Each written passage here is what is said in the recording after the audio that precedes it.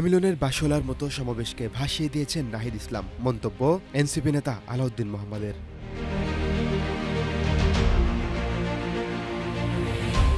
শুক্রবার বিকেলে জাতীয় মসজিদ বায়তুল মোকাররমের দক্ষিণ গেটের সামনে আওয়ামী লীগ নিষিদ্ধের দাবিতে সমাবেশ করেছে জাতীয় নাগরিক পার্টি। ওই দিন রাত 10টার দিকে দলটির নেতা আলাউদ্দিন মোহাম্মদ নিজের ভেরিফাইড ফেসবুক প্রোফাইলে একটি স্ট্যাটাস দিয়েছেন।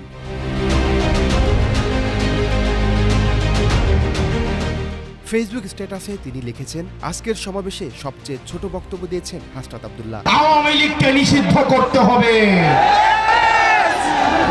যদি কিন্তু কোনো অথবা নেই, আওয়ামী লীগকে অনতিবিলম্বে নিষিদ্ধ করতে হবে। এক বক্তব্যে সবচেয়ে বেশি মেসেজ দিয়েছেন আক্তার হোসেন। ওয়ালটন আবারও মিলিনিয়ার অফারে ওয়ালটন ফ্রিজ কিনে আপনিও হয়ে যেতে পারেন মিলিয়নিয়ার। মিলিনিয়ার ছড়াছড়ি দেশ জুড়ে, এটা শুধু ওয়ালটনই পারে। এখনো পর্যন্ত আওয়ামী লীগের নিবন্ধন আছে।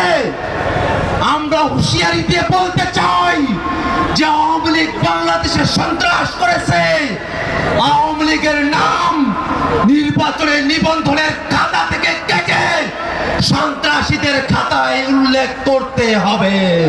আর হ্যামিলনের বাসলার মতো সমাবেশকে ভাসিয়ে দিয়েছেন আহ্বায়ক নাহিদ ইসলাম। 5ই আগস্ট আস্থা রেখেছিল, আমরা বিশ্বাস করি আগামীতে এনসিপির উপরে জনগণ তাকিয়ে আছে, সে আস্থা রাখছে।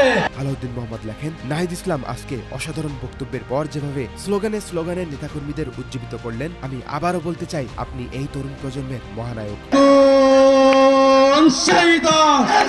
সবাই বলো